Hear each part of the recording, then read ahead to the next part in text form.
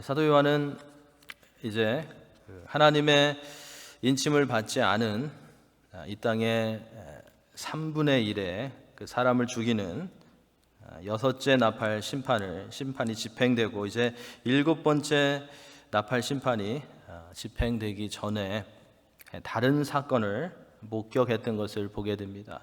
그것을 오늘 본문에서 소개하고 있습니다. 이제 일곱 번째 나팔이 남았는데 바로 그 전에 사도 요한이 목격한 것을 오늘 본문에서 우리가 보게 됩니다.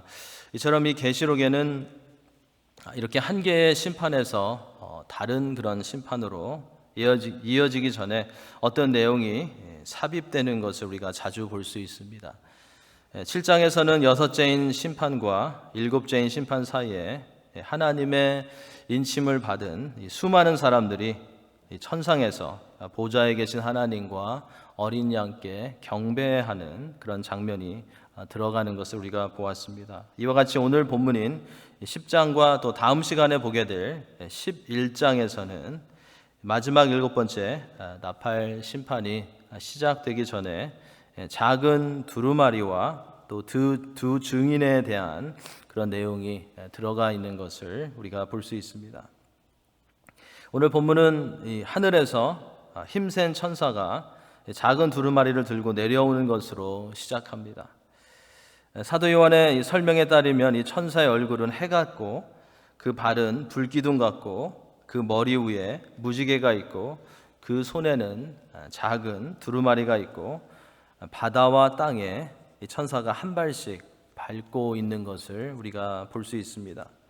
이 힘센 천사는 일곱 나팔을 부는 천사와는 다른 천사이고 하나님의 백성들을 보호하고 또 하나님의 말씀이 하나님의 백성들에게 전달되어지고 보존되는 것을 돕는 그런 역할을 했던 천사인 것으로 우리가 오늘 말씀에서 볼 수 있습니다. 그래서 1절에서 힘센 다른 천사가, 심판을 하는 천사가 아니고 힘센 다른 천사가 하늘에서 내려오는 것을 요한이 보았다고 그렇게 기록하고 있습니다.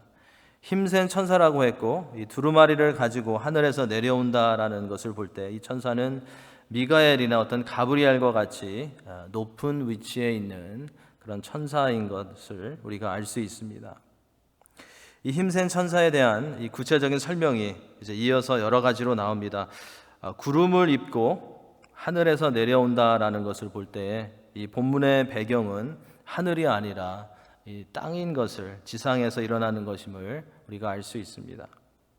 어떤 이들은 여기에 나오는 이 구름을 입고 하늘에서 내려온다라는 이 표현 때문에 이것은 재림의 주님을 말하는 것이라고 해석하기도 하는데 아직까지는 그리스도의 재림에 대한 그런 내용이 요한계시록에 나오지 않기 때문에, 그리고 오늘 본문의 흐름상도 이 그리스도보다는 하나님께서 특별한 미션을 주셔서 사용하시는 그런 천사나 또 높은 어떤 천사장으로 보는 것이 더 자연스러운 것 같습니다. 이 힘센 천사 머리 위에는 무지개가 있다라고 그렇게 기록되어 있습니다. 무지개 하면 지난 시간에도 보았지만 우리 노아와 맺으신 그 언약이 떠오릅니다. 그래서 이 무지개는 하나님께서 노아와 맺으신 언약의 증표로 주신 것으로서 하나님의 자비하심과 하나님의 신실하심을 상징하고 있습니다. 이 천사의 얼굴은 해와 같고 그 발은 불기둥 같다라고 했습니다. 얼굴이 해와 같다라는 것은 하나님의 거룩함과 또 영광스러움을 나타내는 그러한 표현입니다. 그리고 발이 불기둥과 같다라는 것은 흔들림이 없는 영광과 권능을 나타내는 것임을 알 수 있습니다. 그래서 이 모습은 하나님의 보냄을 받은 천사가, 하나님의 보냄을 받은 사자가 하나님의 영광과 위엄을 나타내고 있는 것임을 우리가 알 수 있습니다. 2절에 가보면 이 천사의 손에 펴놓은 작은 두루마리를 들고 있다라고 했습니다. 손에 펴놓았다라는 것을 볼 때 이 내용이 이미 계시되어졌다라는 것을 우리는 알 수 있습니다. 이 책이 두루마리가 펴져 있다라는 것을 볼 때 그 내용이 이미 계시된 것임을 알 수 있습니다. 여기에 나오는 작은 두루마리가 무엇인가에 대해서 여러 가지 의견들과 또 여러 가지 해석들이 있습니다. 신약 성경이다라는 해석도 있고요. 성도에게 하나님께서 주신 어떤 특별한 계시다라는 그런 해석도 있고, 타락한 교회에 대한 그런 심판의 메시지다라는 말도 있습니다. 어떤 사람들은 복음서를 말하는 것이다, 또는 앞으로 남아있는 심판에 대한 그런 내용이다, 여러 가지 그런 견해들이 있습니다. 이러한 해석들을 종합해 보면 여기서 천사가 손에 펴놓은 이 두루마리는 인간의 구원을 위해서 기록된 그런 말씀과 앞으로 10장, 11장 이후에 일어날 일들이, 앞으로 일어날 일들이 기록되어 있는 그런 두루마리로 우리가 보는 것이 좋을 것 같습니다. 구원과 심판에 대해서 부분적으로 기록된 그런 말씀으로 우리가 이 부분을, 이 두루마리를 해석할 수 있을 것 같습니다. 이 힘센 천사는 양발에 각각 바다와 육지를 밟고 있다고 그렇게 기록하고 있습니다. 오른발은 바다를 밟고 왼발은 땅을 밟고 있다고 했습니다. 이 부분은 그렇게 어려운 것 같지 않습니다. 양발을 각각 바다와 육지를 밟고 있다라는 것은 이 천사가 온 세계를 밟고 있다라는 것을 말해줍니다. 이렇게 온 세계를 밟고 있다라는 것을 말해주면서 이 힘센 천사가 전하는 내용이 이제 온 세계와 관련된 것임을 보여주고 있습니다. 3절 4절에서는 이제 이 천사가 사자가 부르짖는 것 같이 큰 소리로 외치는 것을 볼 수 있습니다. 이것은 천사가 하나님의 위엄을 가지고 그가 밟고 있는 온 세상을 향해서 무엇인가를 외치는 그런 장면을 우리가 상상할 수 있습니다. 그리고 천사가 외칠 때에 7 우레가 그 소리를 발했다고 그렇게 기록하고 있습니다. 7 우레는 7이라는 숫자가 사용되는 것을 볼 때 하나님의 완전하고 무한하신 그런 위엄을 나타내고 있는 것임을 알 수 있습니다. 이렇게 하나님의 위엄을 가지고 7 우레가 큰 소리로 외칠 때에 요한이 그 내용을 기록하려고 하는데 하늘에서 또 다른 그런 소리가 들렸습니다. 그 내용은 기록하지 말라는 것이었습니다. 4절에 나오는 말씀이죠. 여기서 7 우레가 말한 것은 인봉하고 기록하지 말라라고 하늘에서 음성이 들렸는데, 인봉하고 기록하지 말라는 이 음성, 여기에서 나는 이 음성은, 하늘에서 나는 음성은 그리스도의 음성인 것 같습니다. 왜냐하면 우리가 1장 19절에서 볼 수 있지만 그리스도께서 처음에 이 계시의 말씀을 기록하라고 그렇게 명령하셨기 때문입니다. 요한계시록 1장 19절에서 예수님께서 이렇게 말씀하셨습니다. 내가 본 것과 지금 있는 일과 장차 될 일을 기억하라. 계시를 기록하라, 그리고 기록하지 말라라고 명령하실 수 있는 분은 한 분밖에 계시지 않기 때문에, 예수 그리스도이시기 때문에 여기서는 그리스도의 음성으로 우리가 이해할 수 있습니다. 요한은 하늘의 신비로운 또 놀라운 그런 이야기를 들었지만 여기서는 그 계시의 말씀을 기록하지 못하도록 명령을 받은 것입니다. 여기서 우리가 볼 수 있는 것은 하나님께 속한 이 신비로운 사실들은 굉장히 많이 있지만 하나님께서는 그 중에서 사람들에게 필요한 것만을 드러내시고 그렇지 않은 것은 감추어 두신다는 것을 볼 수 있습니다. 요한이 보고 들은 것이 성도들의 어떤 구원이나 어떤 승리에 관한 것이었다면 기록하라고 하셨을 것 같은데 그러한 내용은 아니었던 것 같습니다. 그래서 기록하지 말라고, 그것은 비밀로 그냥 놓아두라고 예수님께서 말씀하셨던 것입니다. 주님께서는 이처럼 이러한 비밀들을 남겨두심으로써 우리가 미래에 관한 모든 것을 알지 못한다라는 것을 보여주고 계시고 하나님께서만 모든 것을 그리스도 안에서 붙들고 계시다라는 것을 가르쳐 주고 계십니다. 만약에 하나님께서 하나님의 말씀에 모든 하나님께서 하시는 일들을, 모든 하나님의 계획들을 디테일하게 다 기록해 놓으셨다면 사람들은 하나님을 귀하게 여기지도 않을 것이고 날마다 하나님께로 나아가지도 않을 것입니다. 성경에서 그 계획만을 찾아보려고 노력할 것입니다.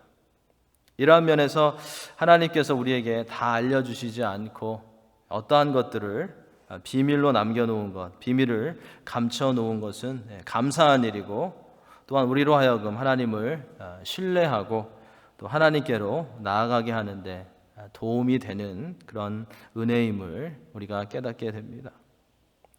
그래서 성도는 이 알려진 말씀은 묵상하며 그 뜻을 깨달아야 하지만, 감추어져 있는 그런 말씀은 억지로 우리의 생각대로 푸는 것을 조심해야 할 것입니다. 베드로 후서 3장 16절에서는 이렇게 경고를 합니다. 또 모든 편지에도 이런 일에 관하여 말하였으되 그 중에 알기 어려운 것이 덜어 있으니 무식한 자들과 굳세지 못한 자들이 다른 성경과 같이 그것도 억지로 풀다가 스스로 멸망에 이르느니라 라는 경고의 말씀이 있습니다. 하나님께서 감추어 놓은 비밀의 말씀들은 우리가 억지로 풀지 말아야 한다라는 것을 가르쳐주는 그러한 말씀입니다. 성령의 감동으로 된 하나님의 말씀을 성령의 조명하심과 또 연구하지 않고 함부로 감정이나 어떤 사람들의 말에 따라서 해석하지 말아야 한다라는 것을 우리는 여기서 깨닫게 됩니다. 이처럼 우리는 하나님의 말씀을 묵상할 때에 지혜로워야 할 것입니다. 하나님께서 비밀로 감추어 놓은 것은 그대로 두고, 또 하나님께서 열어 놓으신 그런 말씀들은, 확실한 그런 진리는 우리가 더 집중하며 그 말씀을 붙들고 또 실천하는 그런 성도가 되어야 할 것입니다.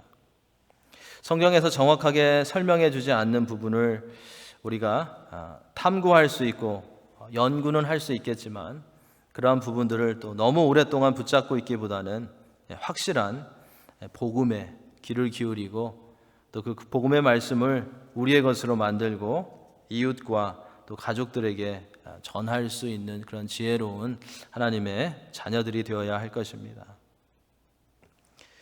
이제 5절부터 7절 말씀을 보면 조금 우리에게 어색해 보이고 또 조금 이상해 보이는 그런 장면이 나옵니다. 어떤 부분일까요? 그것은 천사가 오른손을 들고 맹세하는 그런 장면입니다. 천사가 오른손을 들고 맹세하고 있습니다. 바다와 땅을 밟고 있는 천사가 오른손을 들고 창조자이시고 천지 만물의 주인이신 하나님께 맹세를 하는 그런 장면을 우리가 여기서 볼 수 있습니다. 유대인들이 이 하늘을 향해서 오른손을 드는 행위는 맹세하는 그런 자세였습니다. 아마도 이러한 것에서부터 우리가 오른손을 들고 성경에다 놓고 선서도 하기도 하지만 오른손을 들고 선서를 하는 것이 아닌가라는 생각이 됩니다. 그래서 오른손을 들고 선서를 한다는 것은 가벼운 것이 아닙니다. 하늘을 향해서 하나님 앞에서 선서를 한다는 그런 뜻이 있습니다. 하나님을 가리켜 맹세한다는 것은 맹세의 최상급을 나타내는 것입니다. 그리고 맹세한 것은 반드시 이루어질 것임을 말하는 것입니다. 그것을 우리가 6절, 7절에서 볼 수 있습니다. 세세토록 살아계시니 곧 하늘과 그 가운데에 있는 물건이며 땅과 그 가운데에 있는 물건이며 바다와 그 가운데에 있는 물건을 창조하신 이를 가리켜 맹세하여 이르되 지체하지 아니하리니 일곱째 천사가 소리내는 날 그의 나팔을 불려고 할 때에 하나님이 그의 종 선지자들에게 전하신 복음과 같이 하나님의 그 비밀이 이루어지리라 하더라. 이 천사가 맹세한 그 내용은 지체하지 아니하리라 하는 것과 하나님의 비밀이 이루어진다는 것이었습니다. 지체하지 아니하리라라고 말하면서 앞으로 일곱째 나팔이 부러질 때에 하나님이 선지자들에게 전하신 복음과 같이 하나님의 비밀이 그대로 이루어진다는 것이었습니다. 하나님의 비밀이 복음과 같이 이루어진다는 것은 하나님께서 하나님의 백성들을 반드시 구원하신다는 것과 악인에 대한 심판이 반드시 이루어진다는 것입니다. 그것이 지체되지 않고 반드시 이루어진다라는 것을 천사가 맹세하고 있는 것입니다. 또한 이것은 죄인들이 회개하기를 기다리시는 그런 하나님의 시간이 이제는 끝이 난다라는 것을 말해주는 것이기도 합니다. 이제 일곱 번째 나팔이 울리면 이러한 부분에 대해서 지금까지 숨겨져 있던 하나님의 비밀스러운 역사가 드러날 것임을 이 천사가 선언하고 있는 것입니다. 특별히 여기서 하늘과 땅과 바다의 모든 것을 만드신 창조자 하나님이 강조되고 있습니다. 왜 창조자 하나님이 여기에서 강조되고 있을까요? 그것은 지금 천사가 맹세하고 선언하고 있는 세상에 대한 하나님의 심판의 그런 정당성을 밝히고 있는 것입니다. 하늘과 땅과 바다의 모든 만물을 창조하신 하나님이시고 그 모든 것의 주인이신 하나님이기 때문에 당연히 그 하나님께서는 모든 것을 심판할 그런 권리가 있다라는 것을 보여주는 것입니다. 그래서 창조자 하나님이 여기에서 강조되고 있는 것입니다. 이제 8절 말씀에 가보면 요한은 하늘에서 나는 두 번째 음성을 듣게 됩니다. 그 내용은 바다와 땅을 밟고 있는 힘센 그런 천사의 손에 펴놓은 두루마리를 가지라는 것이었습니다. 그래서 요한은 이 그리스도의 말씀대로 천사에게 나아가서 두루마리를 달라고 그렇게 말합니다. 그때 천사는 그 작은 두루마리를 가져다가 먹으라고 그렇게 말합니다. 천사에게 가서 두루마리를 받으라는 음성을 듣고 요한이 천사에게 갔는데 그 천사는 작은 두루마리를 가져다가 먹으라고 말한 것입니다. 이 두루마리를 먹는다는 이 표현은 에스겔서에도 나오고요, 에레미야서에도 나오는데 에스겔서 한번 보도록 하겠습니다. 에스겔서 3장 1절부터 3절 말씀에 보면 하나님께서 에스겔 선지자에게 그가 말씀을 선포하기 전에 해야 할 일을 말씀해 주시는데 그 내용이 오늘 이 본문에서 사도 요한에게 해주신 말씀과 거의 비슷합니다. 3장 1절부터 3절 제가 읽겠습니다.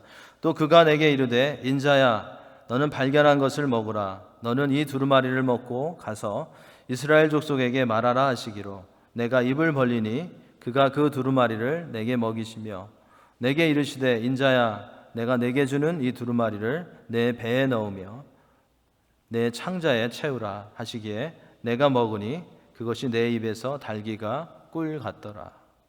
하나님께서는 에스겔 선지자에게는 이스라엘 족속에게 가서 말씀을 선포하기 전에 이 두루마리를 먹어서 창자에 채우라고 하셨습니다. 본문에서는 요한에게는 천사를 통해서 펴져 있는 작은 두루마리를 먹어버리라고 그렇게 말씀해 주십니다.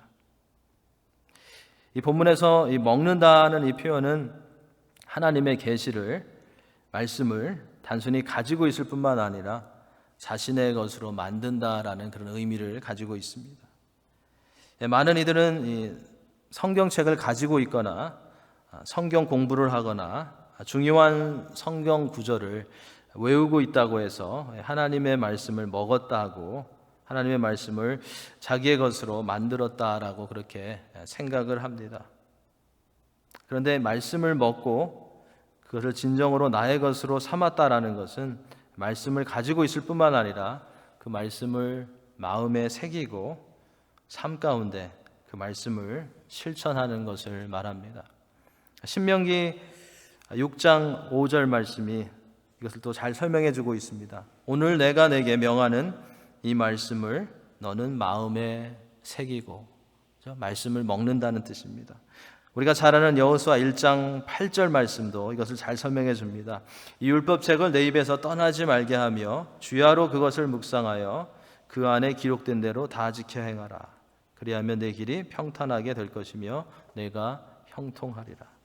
바로 이러한 모습이 말씀을 먹고 나의 것으로 만드는 그런 모습입니다. 예수님 당시에 이 바리새인들과 이 종교 지도자들은 율법을 가지고 있었고 또 많은 그런 관습을 따라가고 율법을 외우고 있다는 것으로 자신들이 하나님과 가장 가까이에 있고 말씀을 소유하고 있다고 착각하고 있었는데, 사실 그들은 율법만 가지고 있었고 하나님으로부터는 가장 멀리 떨어져 있는 그런 사람들이었습니다. 말씀을 가지고 있는 것도 좋고 외우는 것도 좋고 말씀을 많이 하는 것도 좋지만 가장 중요한 것은 오늘 본문에서 말씀하는 것처럼 말씀을 마음에 새기고 한 가지씩 실천해 가는 것입니다. 그것이 우리의 영혼을 살찌우고 건강하게 하는 것입니다.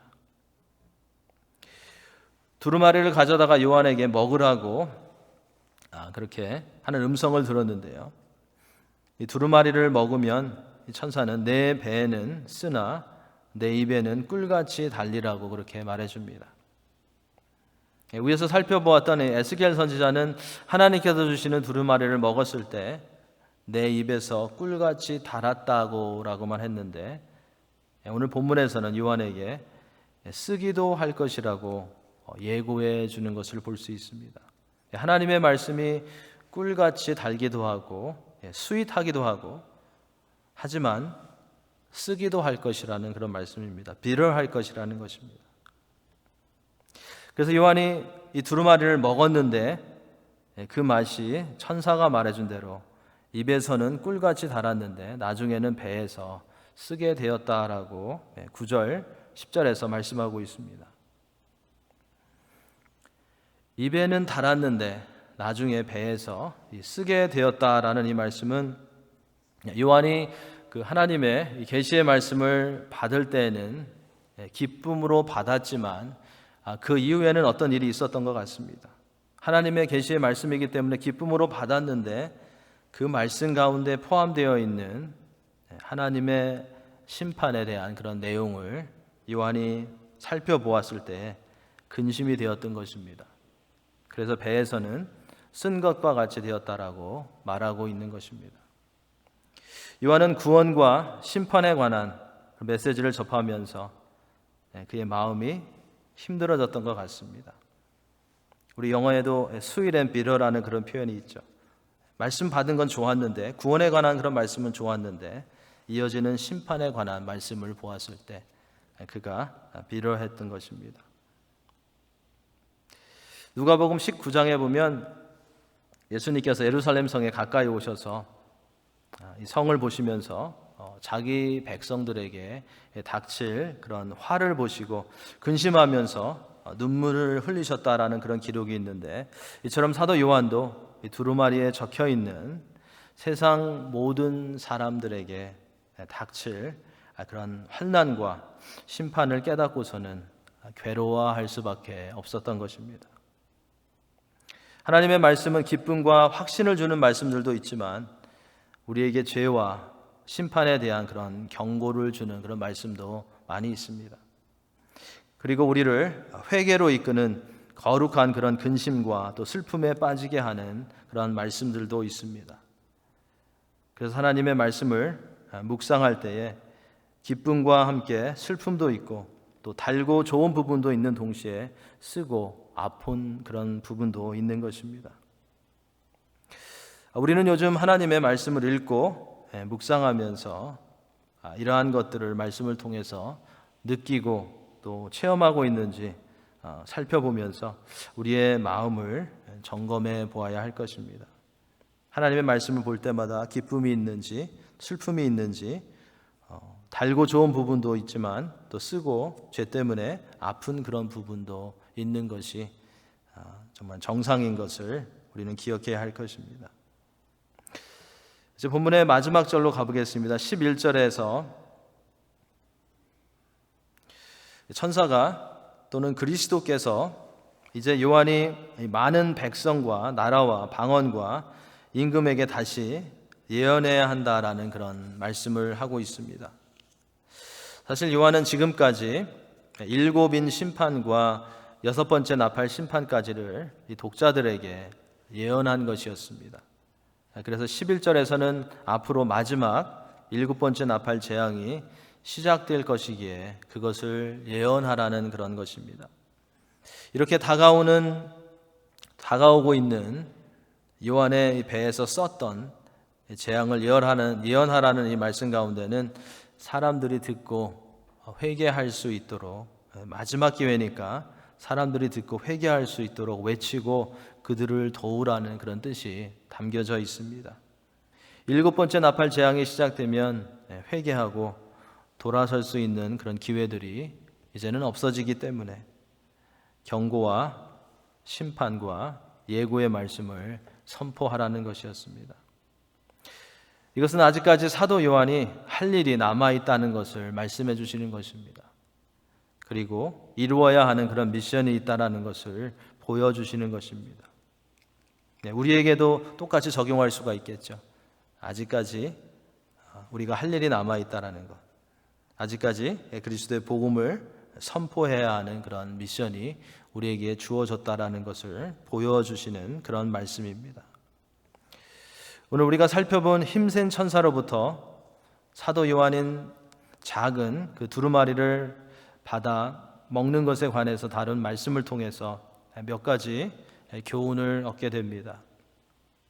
오늘 본문은 하나님의 말씀에 대한 우리의 책임에 대해서 교훈을 합니다. 크게 두 가지 책임을 우리는 본문 가운데 배우게 됩니다. 성도는 말씀을 잘 먹어야 하고 말씀을 잘 나누어야 하는 그런 책임이 있다라는 것을 깨닫게 됩니다. 본문에서 요한에게 주셨던 이 두루마리에 대한 교훈은 우리가 하나님의 말씀에 대해서 어떻게 반응해야 하는지를 가르쳐 줍니다. 첫째로 성도는 말씀을 보고 듣고 끝나는 것이 아니라 말씀을 먹어야 됨을, 말씀을 우리의 것으로 만들어야 됨을 기억해야 할 것입니다. 그래서 그런지 이 성경에서는 하나님의 말씀을 자주 우리가 먹는 그런 음식으로 표현하고 있습니다. 참 신기합니다. 다른 것으로도 많이 표현하실 수 있었을 것 같은데요. 먹는 것으로 하나님의 말씀을 자주 표현하고 있습니다. 지금 마태복음 4장에 가보면 떡이라고 그랬죠. 사람이 떡으로만 살 것 아니요 하나님의 입으로부터 나오는 말씀으로 살아야 한다라고 말씀하셨고요. 베드로전서 2장에 가보면 젖이라고 밀크라고 그렇게 말씀하고 있습니다. 갓난아기들 같이 순전하고 신령한 젖을 사모하라. 고린도전서 3장에 가보면요, 영어로는 meat라고 되어 있는데요, 한글 성경에는 밥이라고 되어 있죠. 너희가 성숙하지 못해서 내가 너희를 젖으로 먹이고 밥으로 아니하였다라고 말씀하고 있습니다. 그리고 우리가 잘 아는 시편 119편에서는 하나님의 말씀을 허니라고, 꿀이라고 그렇게 말씀하고 있습니다. 주의 말씀이 내 입에 꿀보다 더 다니이다 라고 말씀하고 있습니다. 이처럼 성도는 성경에서 우리의 삶에 필요한 음식으로 표현된 하나님의 말씀을 잘 먹고 우리의 것으로 만들어서 우리의 심령이 메마르지 않고 날마다 말씀으로 촉촉히 적시어지고 새롭게 되는 그런 은혜를 누려야 할 것입니다.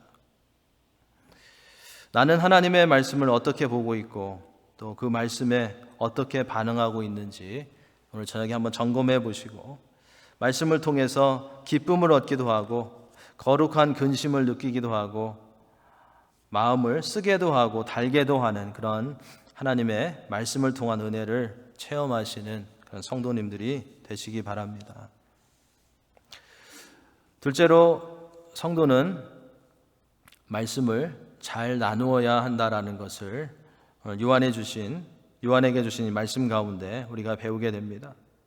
하나님의 말씀을 받았고 그 말씀을 먹은 사람은 그냥 그 말씀을 자기 속에 간직하고만 있는 것이 아니라 말씀을 나누어야 한다라는 것을 본문은 우리에게 계속해서 강조하고 있습니다. 하나님께서 기록된 그런 말씀을 주신 이유는 우리의 삶을 변화시키려는 목적도 있지만 하나님의 말씀을 통해서 다른 이들을 하나님께로 이끄시려는 그런 목적이 있기 때문에 말씀을 먼저 받은 성도들은, 우리들은 말씀을 나누고 전하는 그런 삶을 살아가야 한다는 것입니다. 그래서 하나님의 말씀을 받아먹은 요한에게도 아직도 많은 이들에게 말씀을 예언해야 한다고 천사는 그의 미션을 리마인드 시켜 주었던 것입니다. 우리는 하나님의 크신 은혜로 하나님의 말씀을 사실로, 진실로 믿을 수 있고 받아 먹을 수 있는 그런 하나님의 자녀들이 되었습니다. 우리는 이제 그러한 특권을 주신 하나님께 감사하며 우리가 가지고 있는 말씀을 나누어 줄 수 있는 그런 성숙한 하나님의 사람들이 되어야 할 것입니다. 우리는 연약하지만 하나님 말씀에는 능력이 있기 때문에 우리가 그 복음의 말씀을 나눌 때에는 그 자리에, 그리고 사람들의 마음속에 성령께서 일하신다라는 것을 우리는 기억하면서 힘을 내야 할 것입니다. 오늘도, 그리고 남은 주간도 하나님께서 우리에게 주신 하나님의 말씀에 감사하며 그 말씀으로 충만해지시는 그런 성도님들이 되시기 바랍니다. 그리고 말씀 가운데 우리와 이웃을 향한 주님의 소원을 보며 그 소원을 이루어드리기 위해 필요한 능력도 주님으로부터 공급받는 그런 건강한 우리 성도님들이 다 되시기를 예수님의 이름으로 축원합니다. 살아계신 하나님의 말씀으로 인해서 하나님의 것을 우리가 더 기뻐할 수 있고, 죄에 대해서 더 슬퍼할 수 있고, 예수님을 아직 만나지 못한 영혼들을 향해서 더 기도하며 복음을 전할 수 있는 우리 자신들과 교회가 될 수 있기를 예수님의 이름으로 간절히 축원합니다. 기도하시겠습니다.